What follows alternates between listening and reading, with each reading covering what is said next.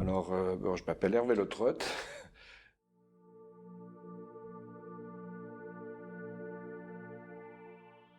Le climat, c'est avant tout le problème de la planète, de manière générale. C'est comme ça qu'on doit le prendre. Donc, on a une vision qui est une vision un petit peu de physicien de ces problèmes-là.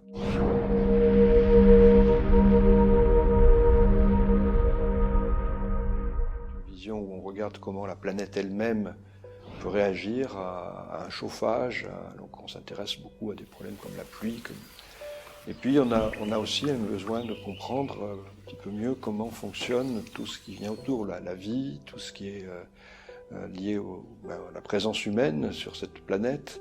Donc, il y a une sphère d'enjeux qui grandit au fil du temps et au fil des besoins de prendre des décisions. On ne peut pas prendre des décisions seulement en s'appuyant sur des paramètres physiques. On a besoin d'aller bien au-delà. Ensuite, si on veut essayer de trouver des solutions, par exemple, cette vision du monde ne suffit plus.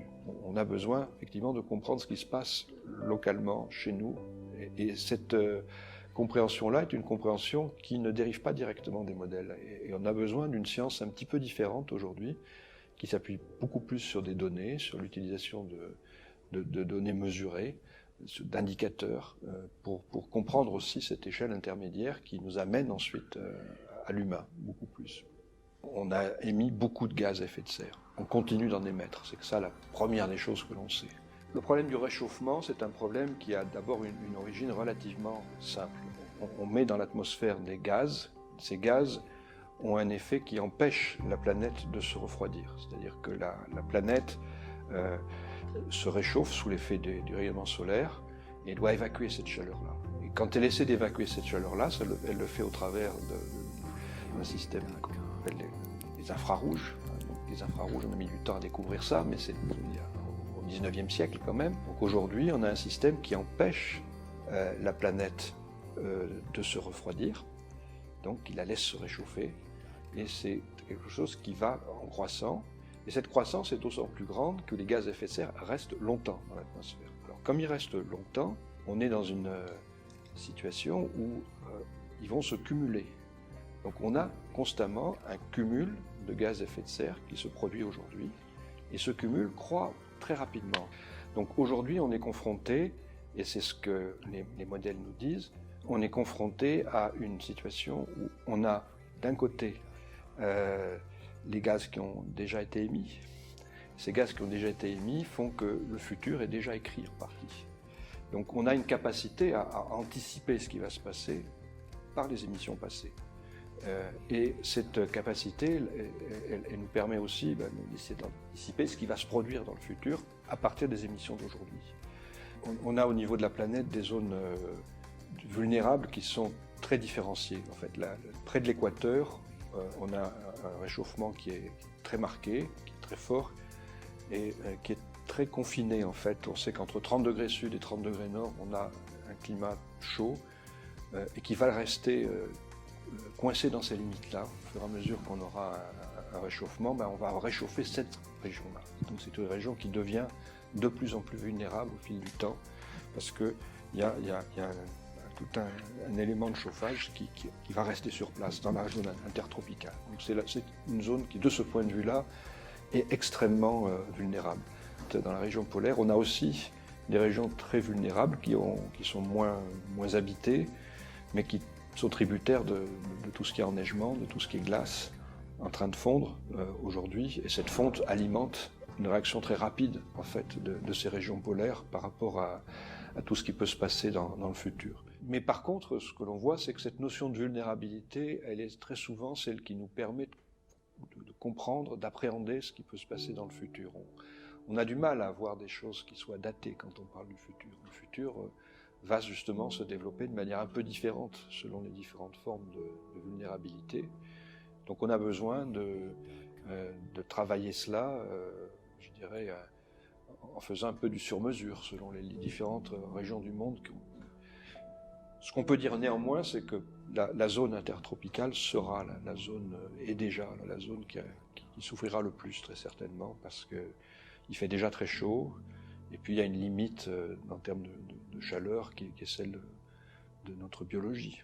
Quand on commence à avoir des températures qui sont à plus de 50 degrés à l'ombre, c'est comme c'est arrivé quelquefois dans des pays comme le Pakistan, on est en limite. Le problème climatique est avant tout un problème global. C'est-à-dire que les gaz à effet de serre circulent, ça veut dire qu'ils sont bien mélangés dans l'atmosphère. Très rapidement, il faut peut-être une année pour que les gaz à effet de serre qui ont été émis, par exemple, au pôle sud, et ceux qui ont été émis là où on a fait le premier grand observatoire, qui est le Mauna Loa, dans les îles d'Hawaï, en gros, on ne voit pas très bien la différence en termes de quantité de gaz à effet de serre dans ces deux situations qui sont très opposées, parce que c'est mélangé à l'échelle de la planète, très vite. Ce qui veut dire aujourd'hui que les gaz à effet de serre qu'on a au-dessus de nos têtes sont des gaz à effet de serre qui, pour la moitié à peu près, viennent de Chine ou des États-Unis. Et puis l'Europe, c'est 10% à peu près. La France, c'est 1%. Donc on est très tributaire de ce caractère global de la problématique climatique. On a une vulnérabilité, par exemple, en France, des zones montagneuses. Les zones montagneuses, parce que elles sont aussi des zones souvent avec des enneigements, des situations qui peuvent évoluer avec la chaleur de manière directe, mais aussi parce que c'est des systèmes qui sont compliqués, avec une faune, avec une flore, avec des habitats, qui les rend extrêmement vulnérables. Ces montagnes, si on monte en altitude, il y a un moment donné où les écosystèmes ne peuvent plus survivre.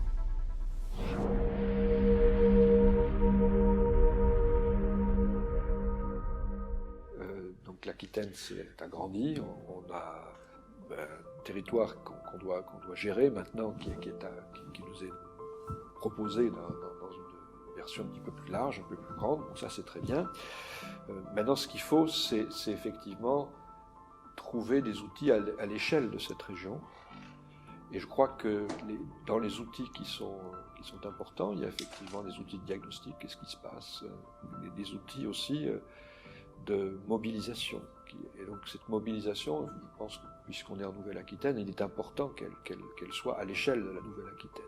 Et c'est un atout parce que c'est une nécessité. Si on veut une résonance entre ce que les jeunes essaient de comprendre, les manifestations qu'ils veulent faire par eux-mêmes pour essayer de s'approprier une partie de ces problèmes-là, il faut que ça se fasse à la même échelle que celle à laquelle on réfléchit par ailleurs, dans un monde un petit peu différent et dans des classes d'âge un peu différentes. Je crois qu'il doit y avoir une osmose entre les deux qui soit forte. Donc effectivement, moi je trouve que c'est le fait que ce pacte soit un pacte à l'échelle de la région Aquitaine est une très bonne chose, et ça apportera beaucoup par rapport à une initiative qui serait plus locale ou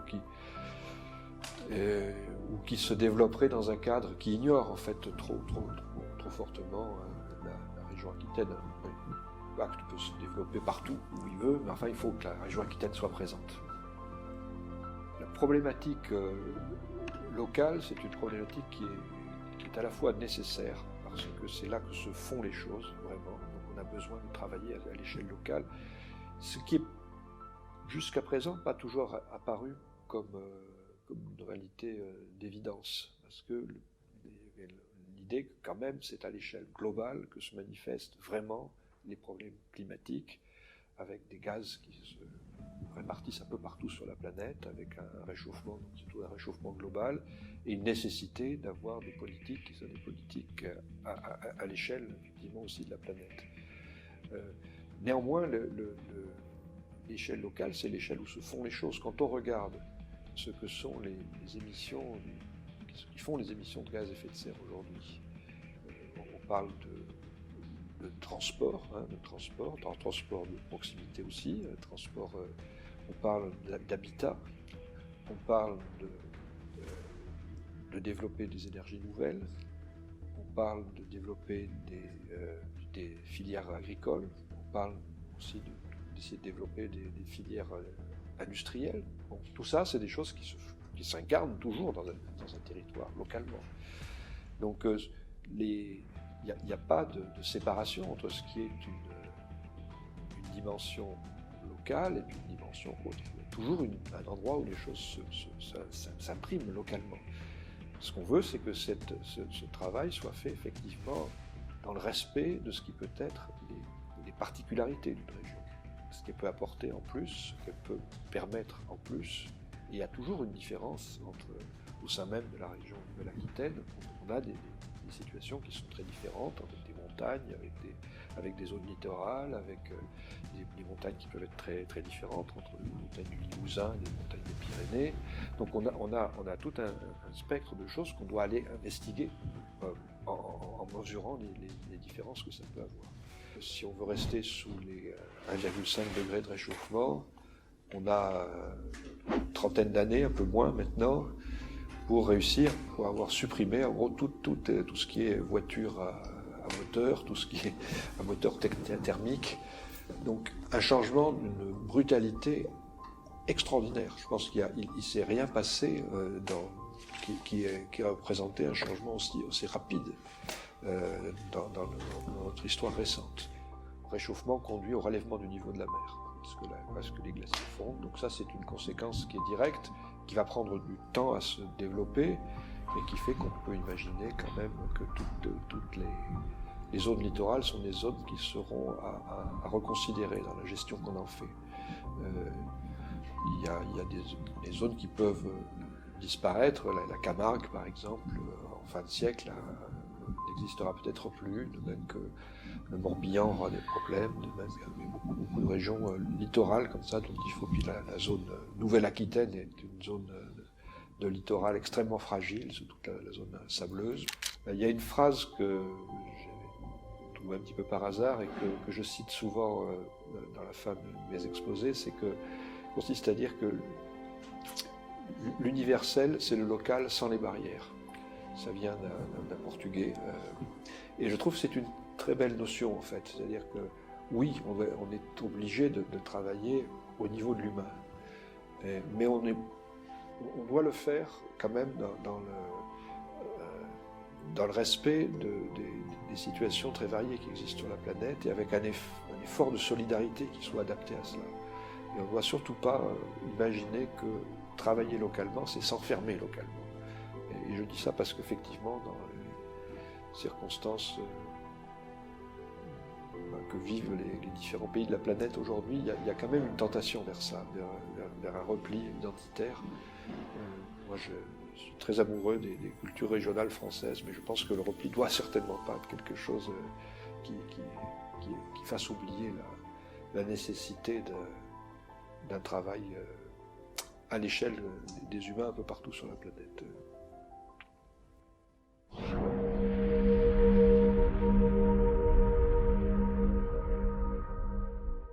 Global Youth Climate Pact, pour moi, c'était une discussion avec Alfredo Penavega. Donc, je m'appelle Alfredo Penavega. Je suis enseignant-chercheur à l'HESS, l'École des hautes études en sciences sociales à Paris.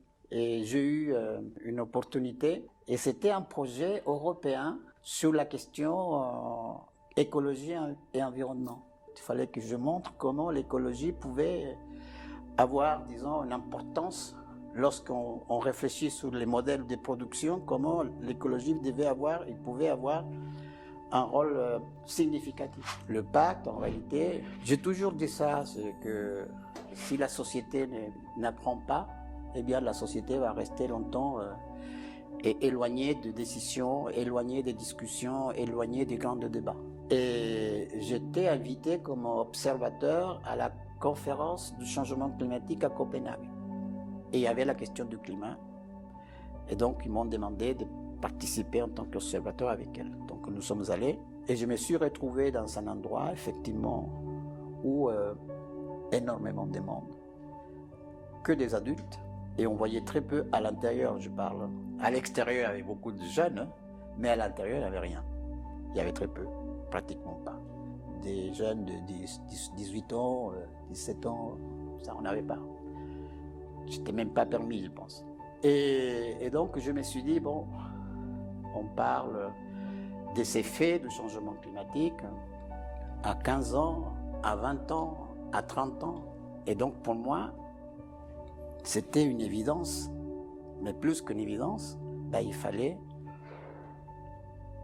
travailler avec des jeunes. Donc je me suis dit, bon, comment fait-on pour interroger des jeunes? Et 2013 donc, et 2014, j'ai élaboré un projet avec des jeunes de 15 à 18 ans pour voir comment ces jeunes pensent ces problèmes, ces phénomènes. Et c'est comme ça que ce projet a émergé comme une forme, disons, de transmission de connaissances. Nous avons eu un espace à l'intérieur de la COP pour nous exprimer. Quand nous sommes arrivés à Katowice en Pologne, nous avions déjà 40 projets. Et après, l'effervescence de la COP est tombée et tout le monde a continué pareil. Donc les décideurs politiques, ils ont dit bon, c'est fini, maintenant on laisse tomber tout ça.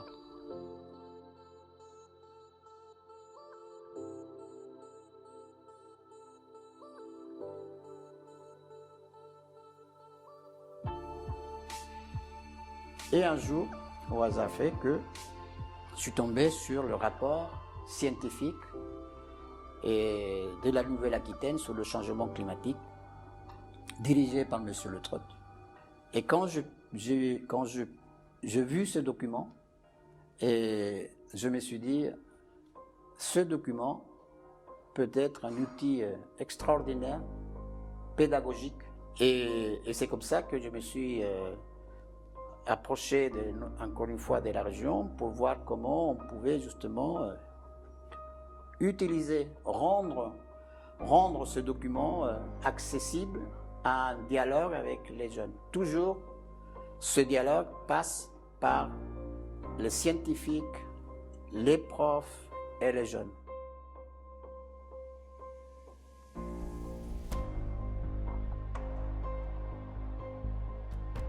Je dirais que, par ailleurs, toutes les initiatives autour des jeunes étaient croissantes.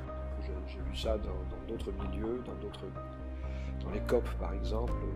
Il y a toujours eu des manifestations, dans les dernières années en tout cas, dans les 10 dernières années, une présence croissante de la jeunesse. Et on ne peut pas passer à côté. Enfin, c'est quelque chose qui devient maintenant très, très marquant, très fort dans le paysage actuel. C'est un signe très positif qu'il y ait une génération qui vienne et qui se préoccupe de ces problèmes climatiques, qui essaie de les prendre à sa manière, qui en plus revendique le fait de s'appuyer sur la science et sur le travail scientifique.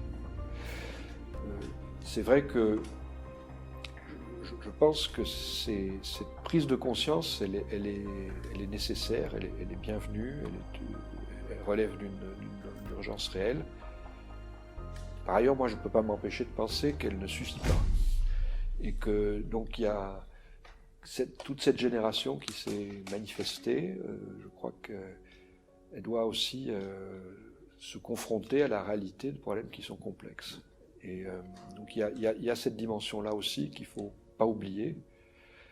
De ce point de vue-là, je ne suis pas trop pessimiste, parce que ce que je vois, j'enseigne dans beaucoup d'endroits, c'est qu'il y a un besoin de comprendre qui se manifeste un peu partout. Il y a vraiment des réflexions assez approfondies chez les jeunes sur les espaces de solutions que l'on a encore. Voilà, donc je crois que c'est bien que cette génération se manifeste. Il faudra qu'elle le fasse progressivement de manière un peu différente, je pense. Les jeunes doivent être autonomes intellectuellement, être capables de décider par eux-mêmes ce qui est bien, ce qui n'est pas bien, qu'ils soient armés pour développer ces choix.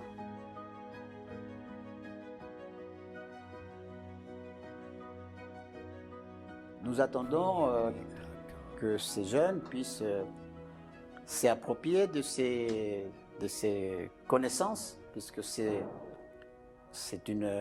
un processus de transmission de connaissances, et que à partir des connaissances que eux ils vont avoir, à ce moment-là, ils vont réfléchir et ils vont faire leurs propositions de projet. Donc, ça se passe concrètement, c'est que Il y a un processus d'écoute, de dialogue, parce que c'est eux qui doivent nous proposer, c'est pas nous qu'on doit leur proposer. C'est un dialogue intergénérationnel qui doit s'instaurer pour faire face à tous ces problèmes, et pas seulement au problème de changement climatique.